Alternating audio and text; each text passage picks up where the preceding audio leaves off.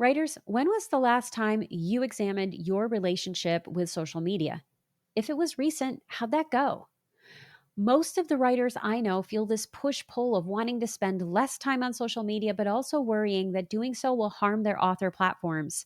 And until recently, I would be raising my hand right alongside you. But then I heard Amelia Hruby speak on my podcast producer Haley Hayhurst's show, Podcast Cafe, and I discovered her amazing podcast, Off the Grid. And I knew I had to have her on the show so I could learn more. Amelia is a feminist writer, podcaster, and podcast producer with a PhD in philosophy. And if that wasn't enough, she's also the founder of Softer Sounds, a feminist podcast studio, and the host of Off the Grid, a podcast that helps creatives and business owners leave social media without losing their clients or readers. Amelia's work is rooted in radical generosity and energetic sovereignty, and in today's episode, that generosity shines through as she shares her personal journey of stepping away from social media after realizing it wasn't serving her as a writer and creative.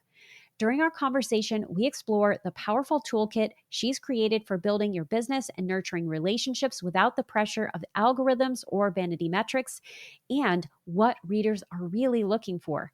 Plus, she shares 3 easy, actionable tips you can immediately institute to improve your website's SEO. That alone makes this a must-listen episode. So writers, grab your pen, open your hearts, and get ready to explore all the ways you can build authentic relationships with readers and grow your author platform. Let's get started.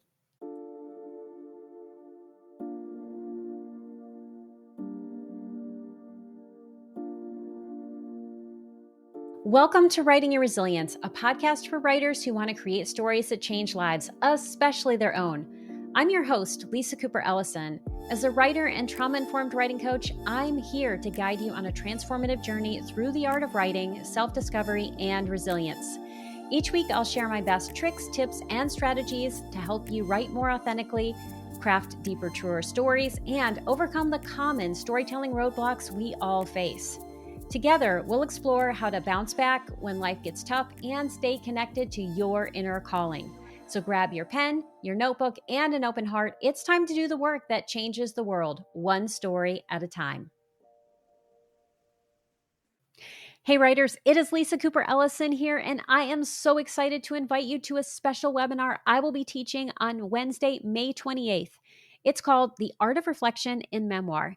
And if you've ever struggled with weaving deep personal reflection into your memoir or personal essay, this is the workshop you've been waiting for.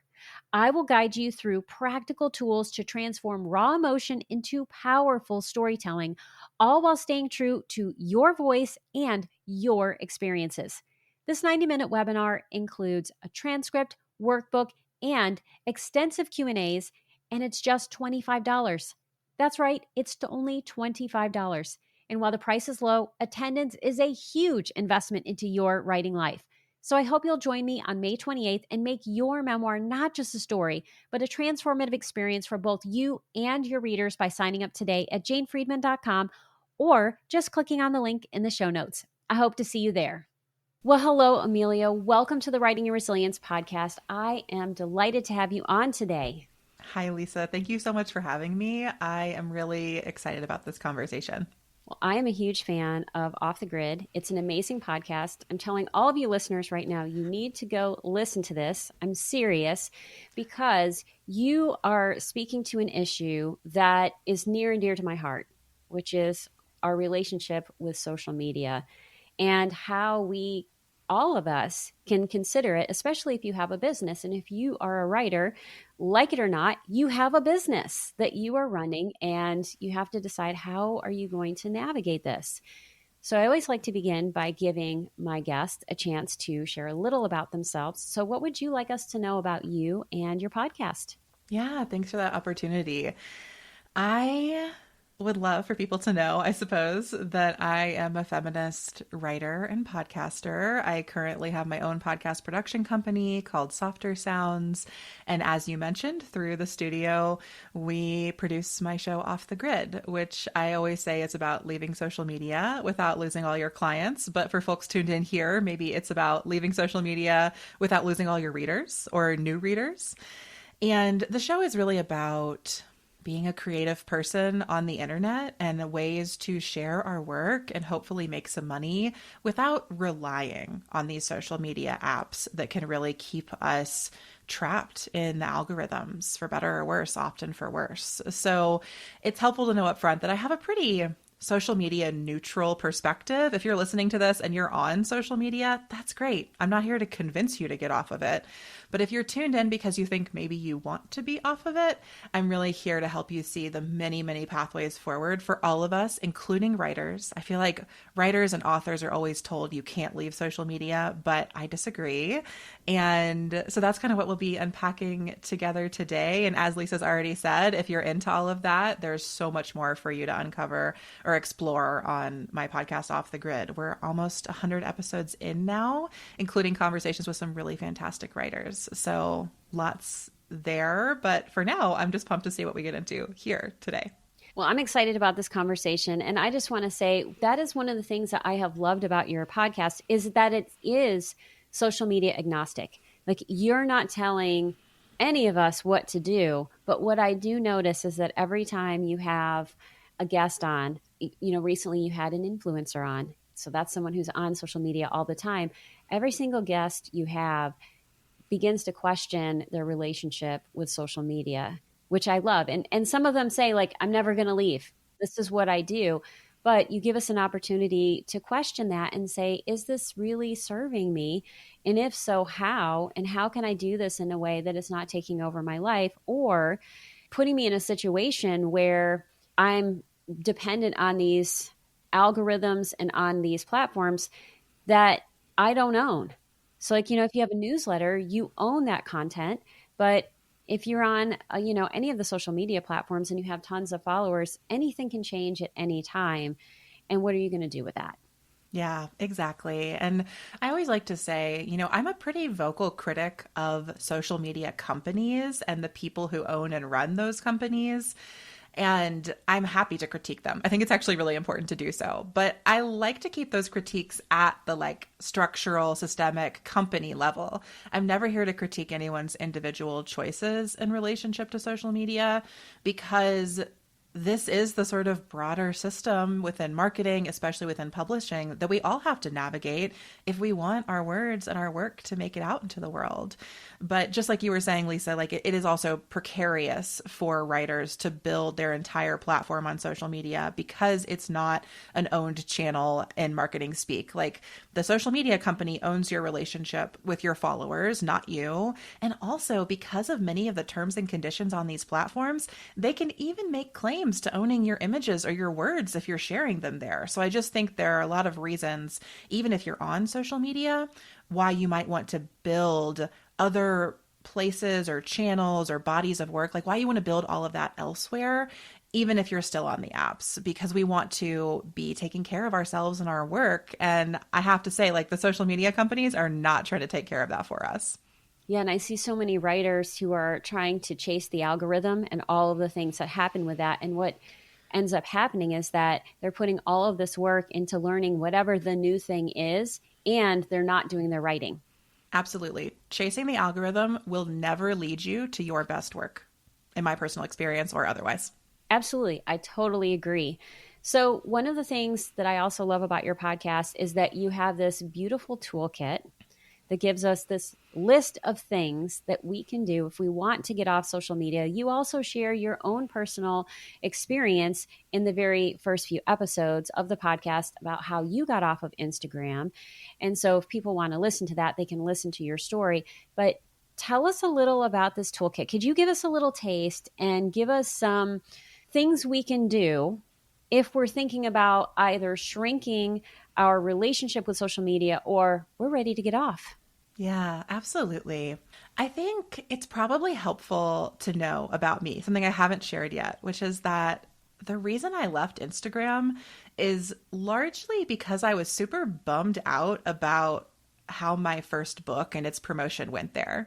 So I don't come to this just as a marketer or podcaster. I'm also a published writer myself. My first book, 50 Feminist Mantras, was an illustrated journal that came out with Andrews McMeel in October 2020, which was a really tough year to publish a first book.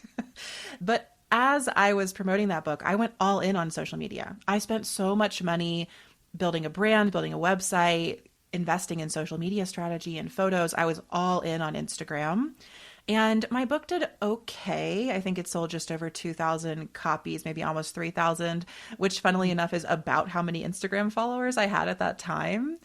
But through that whole process, I became so disillusioned with social media. And everyone told me that Instagram was the way to sell my book. And I felt like it just didn't work. And so I decided to leave social media 6 months after my book came out because I realized it was not the path for me and it was not effective as a writer. It wasn't doing what I needed it to do to help me promote my work. So I think that's just helpful to know that that's why I created this toolkit and this list that you're speaking to, because in the process of deciding to leave Instagram, I had this mindset, or I had a lot of fear of like, nobody's going to remember me. Everybody's going to forget about my work. I'm never going to be able to sell another book. I'm never going to be able to be a writer. And so to help get myself out of that mindset, I wrote this list of 100 ways to share your work without social media. And that list became kind of the foundation of the toolkit and brings in all the strategies that kind of you have mentioned here. So, I think that for me, when I think about marketing without social media, or if you don't like the word marketing, just sharing your work without social media, I think that foundationally, an email list is always one of the first things that I help people build. And as writers, we should love writing emails, right? Or we can love writing emails. Emails are another form of writing. I always think it's funny that like writers I will meet will be all on social media making like a million videos about their work and totally never writing a newsletter, even though writing is in our wheelhouse. Right. So I'm always here to say like having a newsletter, starting a newsletter, it can be very simple or very elaborate. It can be a creative newsletter where you share essays, or it could be more of a marketing one where you just straight up promote your work and talk about events or new books that are coming out. However you want to do it is fine. But I love starting with email and like grounding it in writing. And then the other thing I'm thinking about right now is kind of building a bit of a world of like tangible products and things around my work.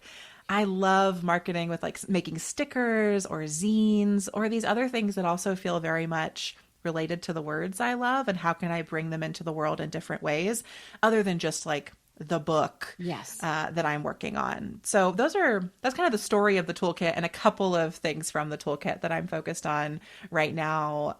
Honestly, Lisa, I'm so curious, like if there's anything from the toolkit that you've tried out or loved, or if there are ideas that it sparked for you. One of the things I really liked, and I was thinking about, am I doing these things, which is having authentic conversations with people, going to conferences, for instance, and participating, whether they're online or if they're in person, doing those kinds of things where you're having these authentic conversations, having a Calendly and just having people come and let's talk. I don't have a Calendly that's public, but I do regularly talk to writers, and I have different events where I'm talking to them and asking them questions and getting to know them, because I do think that's really important to foster those conversations. But when we think about search engine optimization, wah, wah, boring for most people, they're like, no, don't say those things.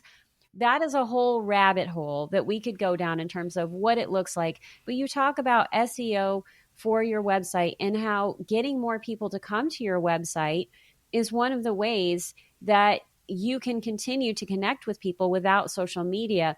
Tell us why that's important, because I think writers in particular need to know, because we resist it like nobody's business. Yeah, I'm happy to talk about SEO. And I also want to circle back to what you said about being in like authentic conversation with people. Something that's really coming up so much already in this conversation is that I feel like as writers, we're already strong marketers, even if we hate that idea or don't think of ourselves that way. Like in so many instances, marketing is about the power of our writing and how it can invite people in or entice them to learn more about us or make a connection with them or share something valuable with them. Like writing can do all of these things. And I personally do not think that marketing is like antithetical to our creative practice or to creative writing. I think that it's all writing. And there are different ways we flex our skills, perhaps, or combine those interests in different settings. But like writing a blog post for your website, or writing an email for your newsletter, or writing the next chapter of your book, like it's Yes. all writing.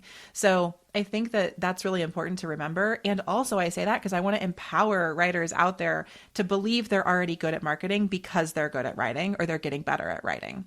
If you're working on the skills that make you a good writer or a good author, you're already working on the skills that make you a good marketer. And that's critical, so important. I think that in terms of SEO, I like to take a very like stripped down, laid back approach to it. You could certainly spend tens of thousands of dollars hiring somebody to SEO optimize your website, but I don't think you need to, especially if you're just starting out. When I think about SEO, I think about typically like three things. The first is, what are people searching for, and what do I want them to be searching for when they find me? So the first step of SEO is actually getting out of your own head and getting into the heads of like your readers or your colleagues or your potential clients, depending on what part of, the industry you're in. Try to imagine what they need. What are the problems they have? What are the things that they want? And how can you answer their questions? That's how you're going to come up with those search keywords. And it's really helpful if you think from their perspective sometimes, right? As a writer myself, like especially with the current nonfiction book I'm working on, I wrote a whole draft where I just wrote it for me. And then I'm doing a whole rewrite right now where I'm really honing in on like, who is my reader and how can this be for them? So marketing is the same way. You can write some blog posts that are just like personal and fun and interesting for you. But then when you're working on SEO optimization, let's do things for the reader, for the audience. What are they searching? So the first of my three things is to think about those searches and those keywords. The second is to write blog posts that answer those questions and do it very clearly. And you can totally bring in your most creative self, your most descriptive writing here. It should be imbued with your voice. It should be fun to read.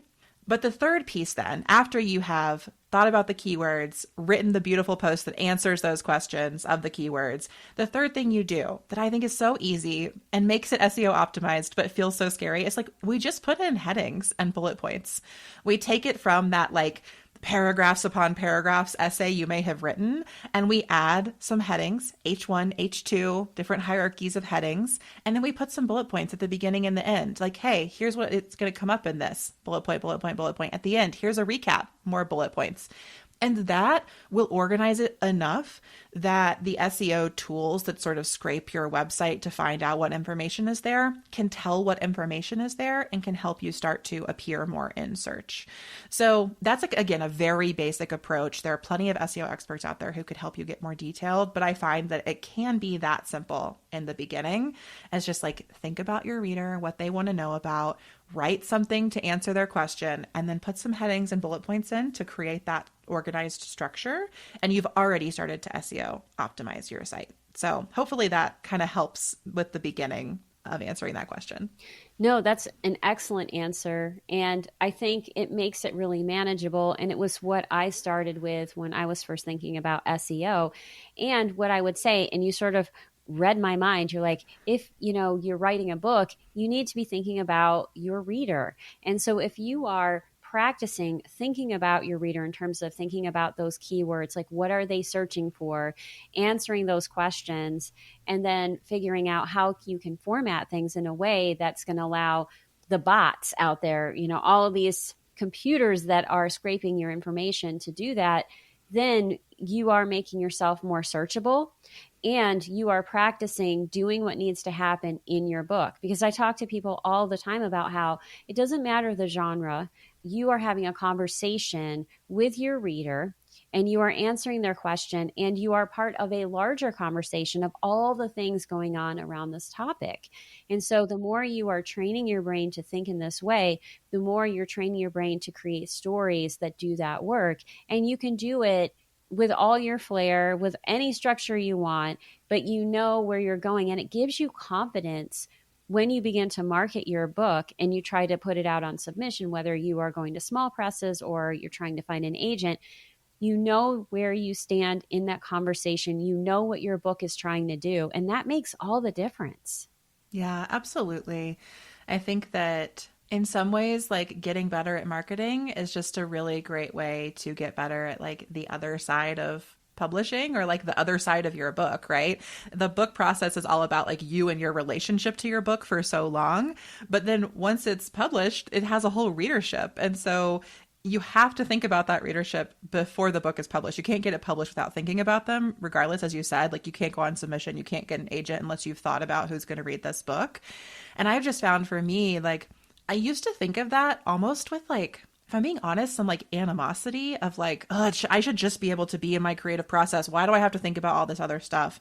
But something that's really helped me reframe this for myself has just been approaching it through the lens of world building.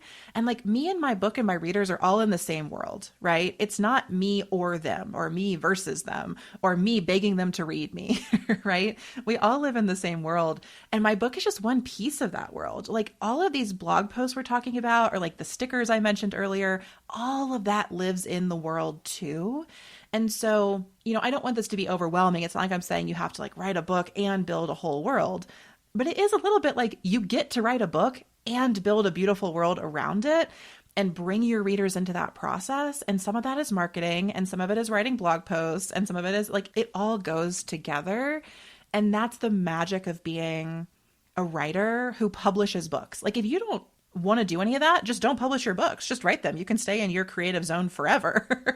Right. But if you are a writer who wants to be published, you're also invited into this practice of world building and marketing. And I think that it can be so much fun. That's the other thing from the toolkit. Like the 100 ways list is about helping you find things that sound fun so you can do that. Like don't do the marketing stuff that sounds miserable. Do the marketing stuff that you can feel a spark of interest and joy in. Like start there. And then you can build out into some of these other practices. Yeah, another thing from your toolkit is, having some swag. And I was thinking about Laura Cathcart Robbins, who was on the podcast, and her publisher ended up offering these things to her, but you can create them for yourself. She had this beautiful water bottle. She had a little bag, and it had a picture of her book on it.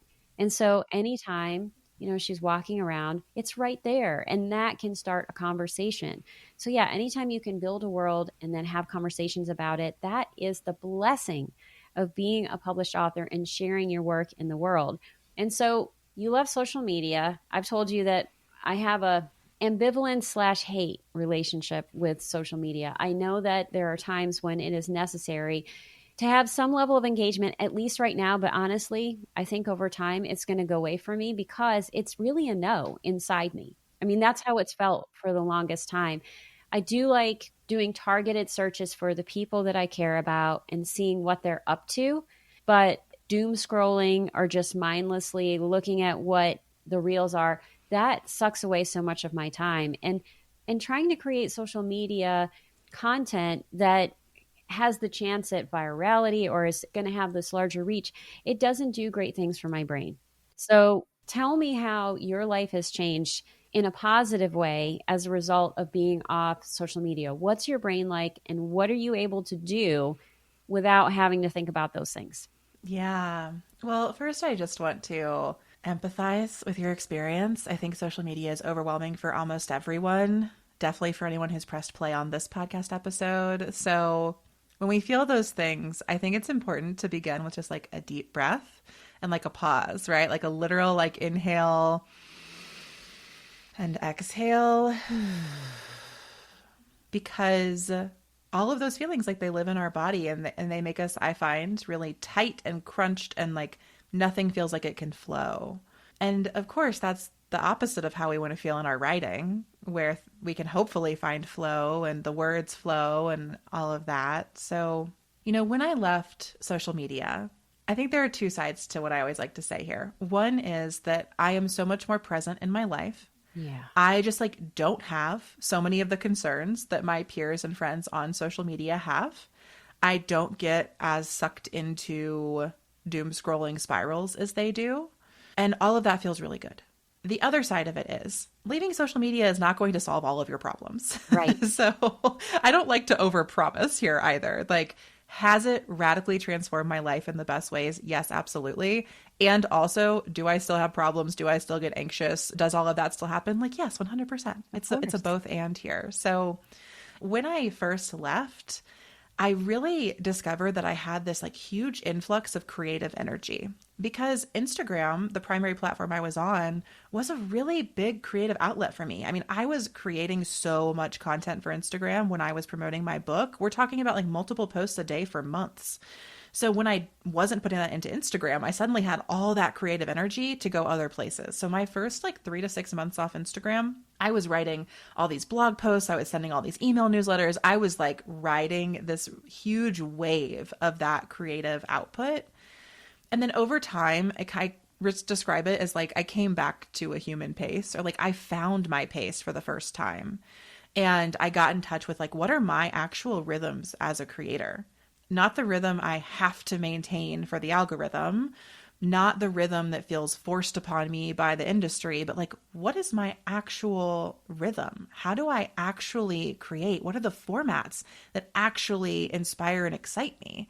And there was definitely this like big eye-opening moment where I was like, okay, wow, if I'm not so trapped in the box of like posts, likes, reels, IG lives, all this stuff, like there was this sort of funny moment where I was like, oh, I can do anything. Like my writing can take any form. I can do anything. And that was a really nice feeling to have.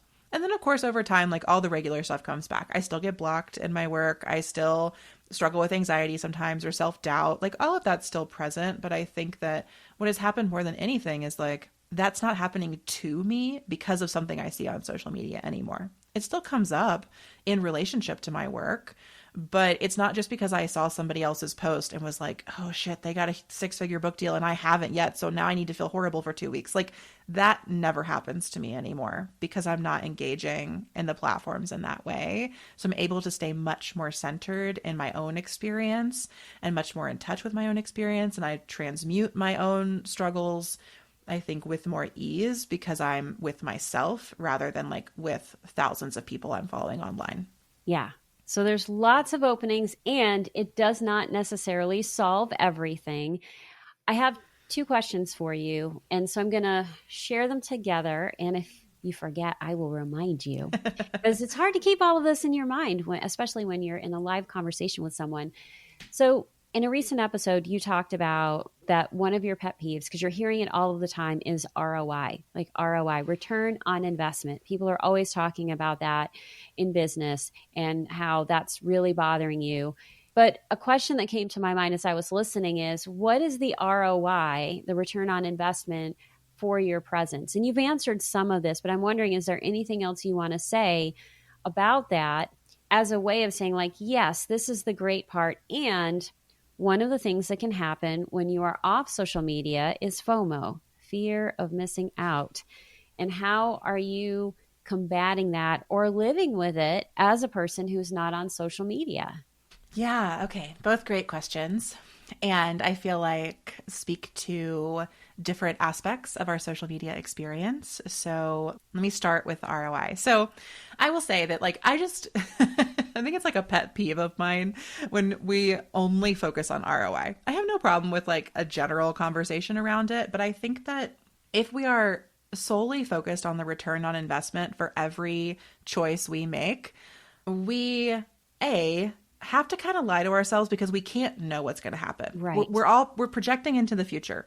There is no guarantee that you will get the return on investment that you plan for or anticipate or even are promised. Yes. And so I think that a sole focus on ROI kind of traps us in this loop of our expectations that I have found is very unhelpful if you're a creative person, Right. because we have to be willing to create the work without knowing what's going to come from it.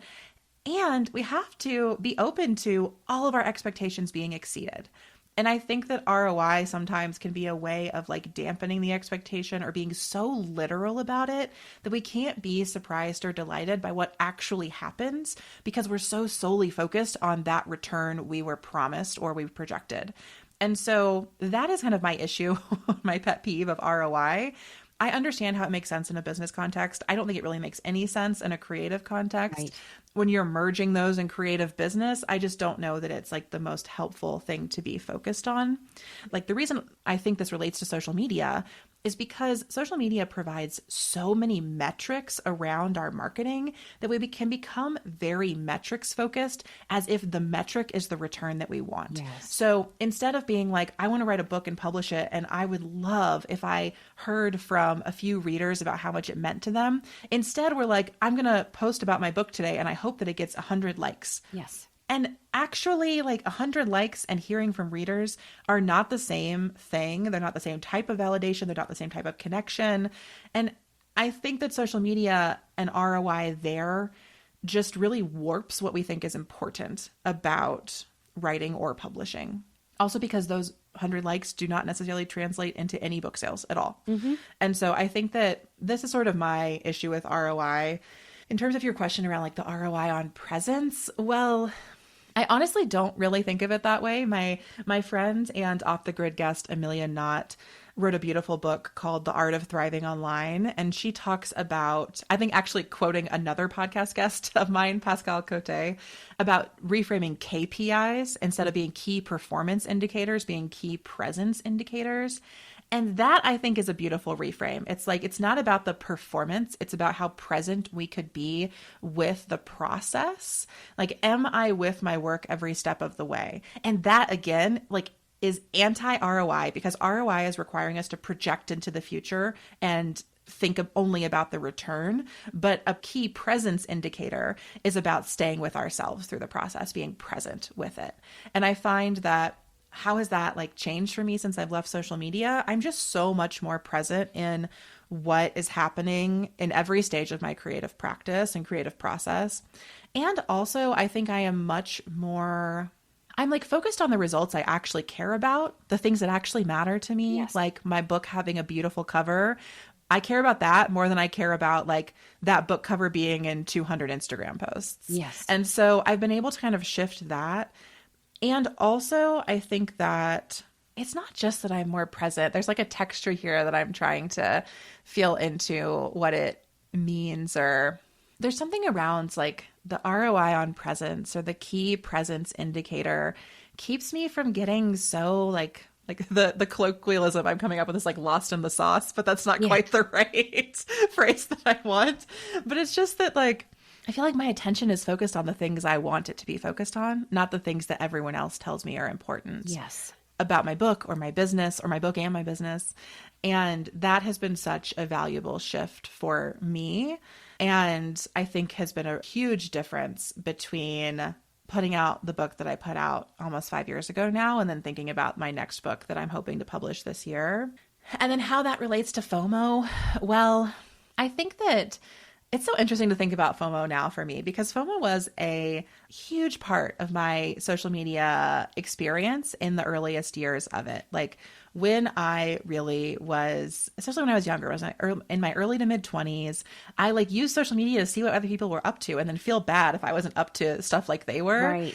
I think that these are actually kind of related in the sense of like, I didn't have any FOMO leaving social media, and I don't experience FOMO now because, as trite as this sounds, like I just love my life and I'm not so concerned with what other people are doing in their lives unless I know them and we're in relationship and I want to hear about it. Yes. But being off social media has made it much easier for me to loosen my grip on what I call, or many people call, the compare and despair cycle, which I think is closely related to the fear of missing out. I'm just not holding on to those like measuring sticks of like, here's how I measure and here's how other people measure anymore. And that allows me to care less if I am quote unquote missing out on something someone else is doing, because I like the things I'm doing and I trust the path that I am on. So that's kind of my way. I guess we could say I'm like wrapping this whole ROI and FOMO conversation into Pascal's idea of KPIs as key presence indicators. And there are lots of episodes of Off the Grid if people want to get even more into that as well.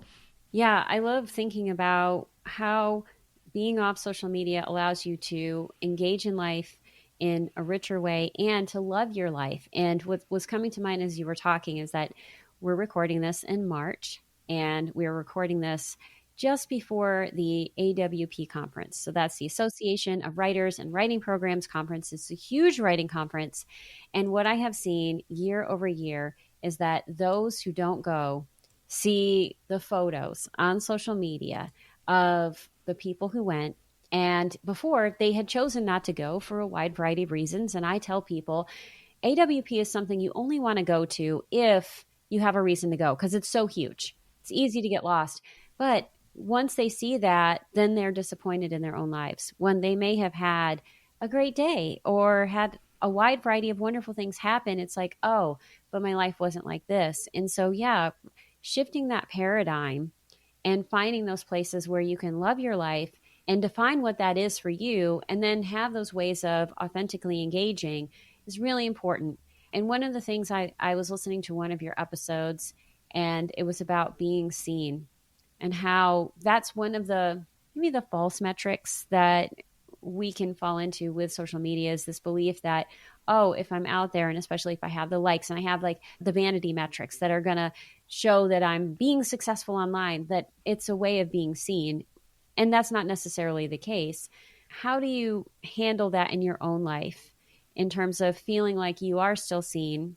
And how are you seeing others in a richer way? Yeah. I mean, it's a huge question. So let me try to break it into a few pieces. I think that we talk about being seen or feeling seen. There are two different layers that I definitely want to sort of separate here. One is like our deeply personal, emotional human being need to be seen, right? Yes. We want to be seen and feel seen in our relationships. We want to feel like we belong. All of this, I think, are like core human emotional journeys that we each go on. And I think that many of us have turned to social media to feel seen in aspects of our identity that perhaps we don't see modeled or we can't find people to relate to in our offline lives. Yes. And so social media can be a really beautifully powerful tool for seeing ourselves and feeling seen in the aspects of our identity that may be overlooked or may be straight up like rejected or discriminated against in a broader context. And I don't want to diminish that. And I think that that's really important. And also, I think that if we only ever feel seen online, over time, that feeling becomes like kind of desiccates a bit. It's like not fully satisfactory if we don't have those deeper, tangible, literally like in-person relationships that also meet us where we're at or help us feel seen. So I think that's one stage of it. And ways I've done that, I mean, I do so much just making friends, largely on the internet. Honestly, I don't live in a place where there are a lot of people who care about the exact same things that I do, but I meet people online, then I go visit them, or we have phone calls, or we like kind of bring our experience and our relationship offline together. And that's how I feel seen without social media. I think the other layer of this conversation is about visibility. And that is more of like a broader, like, I want to be visible to a larger audience so that I can sell a book or like make money in this way. And that is related to this conversation around feeling seen. Like visibility taps into our deepest needs and often our core like wounds around belonging and being seen or witnessed, especially as it comes up in like a family context. And in our, youngest years, many of us carry deep wounds around not feeling seen by our families or not being cared for in the ways that we needed. And that all can come out to play when we talk about visibility.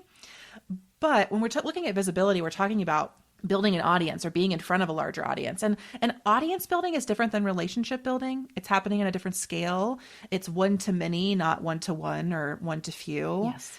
And so when I think about visibility without social media, well, then I'm thinking a lot about where are the audiences gathered and where can I go and be with them?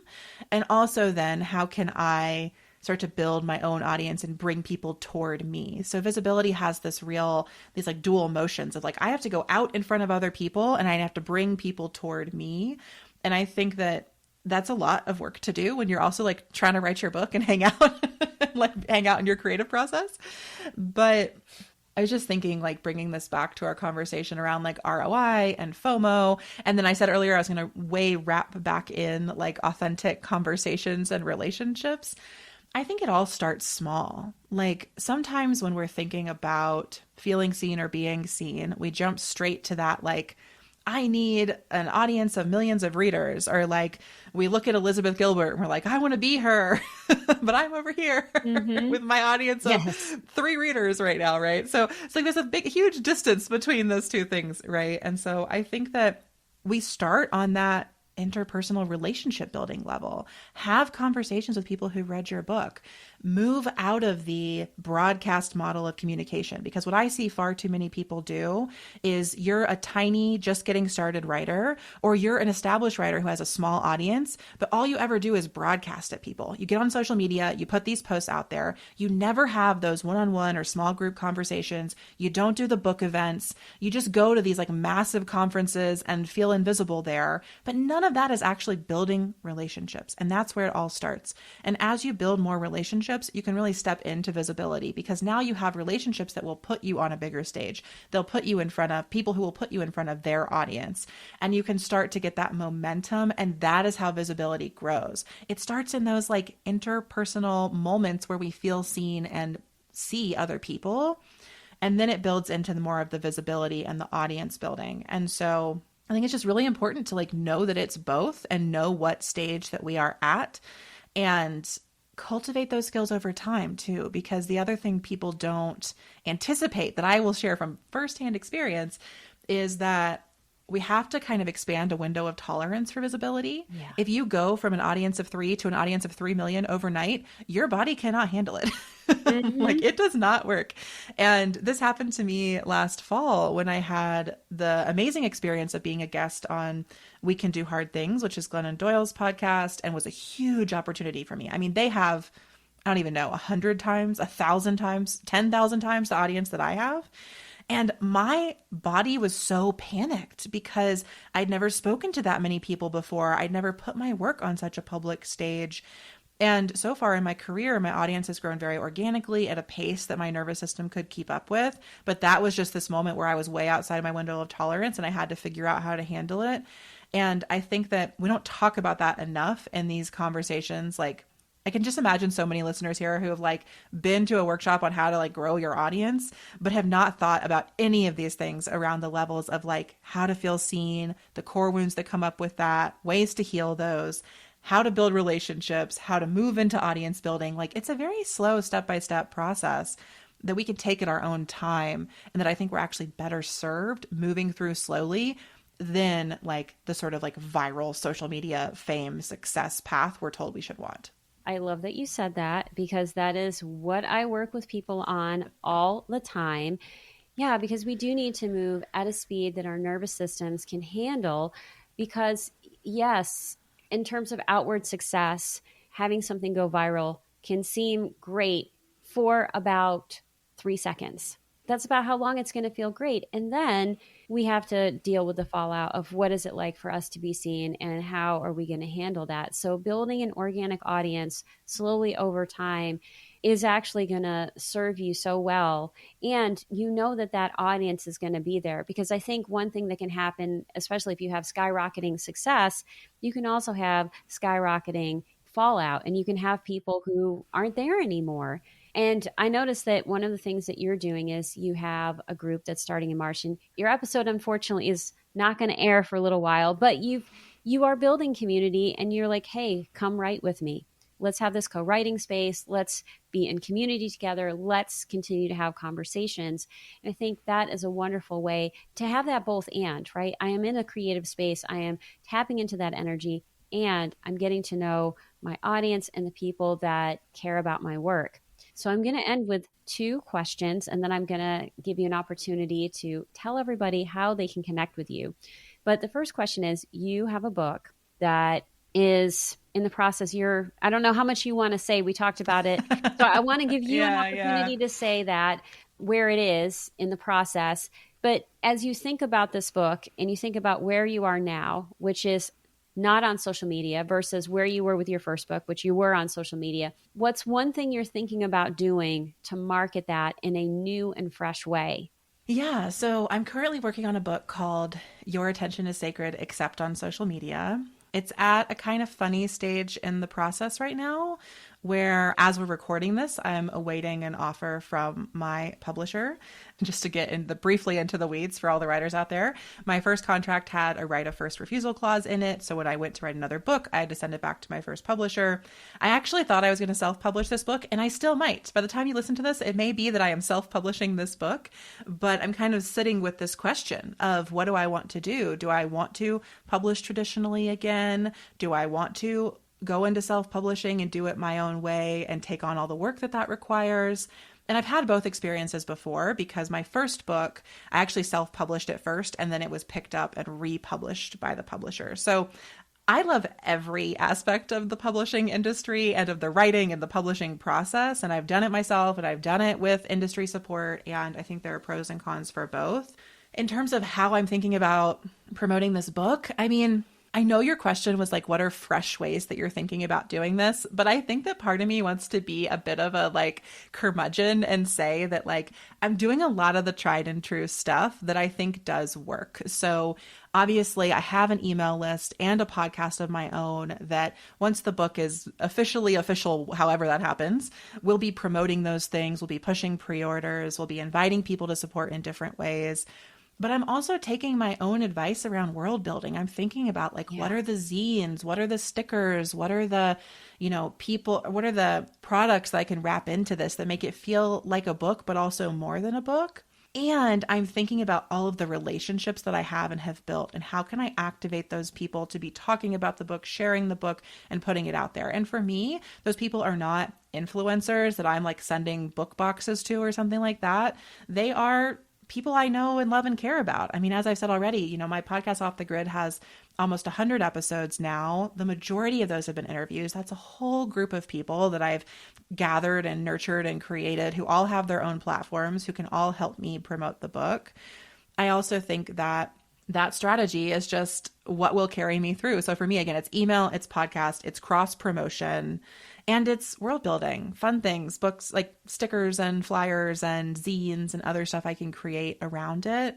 And maybe there will be something fresh. I don't know. I mean, I do love like everything I do is built in relationships. I'm a huge fan of building a business centered on relationships. And I think there could be some fun ways. I've been experimenting with like the idea of like, is there a little newspaper that goes out to people who sign up for a list and that has things in it? When I've thought about self-publishing the book, I've thought about like, do I put a page in the back that's straight up like ads? Do I sell ad space inside my book? Which is a fascinating question for a book about attention to begin with. But like, there's so many different things that could happen. And I think like which lane I choose will determine where I take that forward and how I do that. I'm also thinking about events. I'm thinking about trying to do some things in different cities. And I think because I'm a business owner and a creative person, I also just feel very empowered to do it all myself. And I think that because I've had experience with the publishing industry before, my expectations are set correctly. I don't expect my publisher to send me on a book tour. No way in a million years is that going to happen. But might I do it and self-fund it or crowdsource fund it? Yeah, I very well might. And I just feel so empowered to do that. I'm not spending any time being caught in the loop of like, oh, I wish I could have that, or I wish my publisher would do that for me. I'm just like, no, if that's something I genuinely want, I will sit with it and decide if I genuinely want it. And if I do want it, then I will make it happen. And that is how I think about marketing the book overall. It's just like, what are all the fun ways I can get this in people's hands? And let me tell you, like posting on Instagram is A, not a thought because I'm not on social media, but B, like does not sound fun at all. So like, I'm not going to make that my strategy. And what I would say is that even though you said these are tried and true, and I would agree with you, these are tried and true, but the concept of building a world around your book, I think is something that most people don't think about. And then thinking about all of these other ways that we can get our books out there. What are the fun things you could create? The stickers, the bottles, the book bags, all of the things that can get the word out there and do it in a way that is not online. Well, I'm going to ask you one last question. What is one way that you nurture your resilience and nurture yourself that people might not expect? What's coming to mind is that I think that if you listen to me in this episode, or if you go listen to Off the Grid podcast, it's possible to take away that like I am just a person who has all their shit together and can do everything myself. And I just want to like myth bust that because it's absolutely not true. Like the way I nurture my resilience is that I feel incredibly well supported by a web of people I have gathered around me, and I reach out to them regularly for support, and I offer them support regularly. So, the ways I nurture my resilience off social media, I mean, honestly, it's literally just a million group chats and voice message conversations. I have friends I voice message every day. I think of them as my self employed coworkers. Like, we just talk through things and we're there for each other. And that is what makes me resilient. I do have like a well of resilience within myself. I'm not saying I've outsourced it to other people, but I also don't feel like I have to or I only can rely on myself. Like I believe that there are other people who can be resilient for and with me, and that makes me definitely feel like I can do anything, as I seem to have claimed in this episode. Well, I believe that you can do anything. And I love that you're focusing on connection because that is truly one of the things that helps us weather whatever the storms are or the successes we have in our lives. So if people want to listen to Off the Grid, they want to connect with you, what are the best ways for them to do that? Yeah, so you can find Off the Grid anywhere you get your podcasts. Typically, if you search Off the Grid Leaving Social Media, it'll be the first result. You can also find our website at offthegrid.fun, which has information about the podcast and my membership and everything that I do related to leaving social media or stepping back from social media. And then if you're interested just in my work, you can find me at ameliahruby.com. That has links to my first book, as well as all of my podcasts. There are many of them, and everything that I am up to. So that's probably the best places to find me are ameliahruby.com and offthegrid.fun. And if you were listening and said, hold on, I didn't get a chance to write that down, everything is in the show notes, so it is very easy for you to get. Well, thank you so much, Amelia, for being on the show today. It has been an absolute pleasure. Thank you, Lisa. This has been so great. Thanks so much for listening. If you'd like to learn more about Amelia, her podcast, Off the Grid, and most importantly, her toolkit for leaving social media, be sure to check out the show notes for this episode. But before you go, I would love it if you would text the show if you're on Apple Podcast or Spotify, or leave a comment on YouTube with the answer to the following question. What's your relationship with social media like right now? Are you feeling gung-ho, maybe so-so, or are you ready to leave? I'd love to hear your thoughts on this issue. And speaking of your thoughts on this podcast, I'd like to give a quick shout out to Maggie Brophy, author of the poetry collections The Paper Girl and Firemark, for your recent comments on Kelly McMaster's episode. Maggie and I met back in 2016 at Writer House, a local nonprofit writing center here in Charlottesville, and it means the world to me, Maggie, to have reconnected with you through this podcast. Thank you so much for listening. And listeners, if you haven't contacted the show yet, I'd love to hear from you too. Until next time, remember that your story matters, and as you work on it, you change lives, especially your own. That's it for today's episode. Thank you so much for tuning in. I truly couldn't do this podcast without your support. If you love this episode, here are 3 simple ways you can keep this show thriving. 1, subscribe or follow Writing Your Resilience on Apple Podcasts, Spotify, or YouTube so you never miss an episode. 2, leave a 5-star review to help others discover the podcast. 3, join my engaged writing community by signing up for the Writing Your Resilience newsletter. As a thank you, you'll receive a free copy of Write More, Fret Less, a toolkit for gaslight proofing your writing practice. Have feedback for the show, a topic you'd love me to cover, or questions you'd like me to answer? Drop a comment on YouTube, text the show, or email me at writingyourresiliencepodcast@gmail.com. Until next time, keep writing, keep growing, and keep showing up for yourself. Your story matters, and I am so proud to be writing alongside you.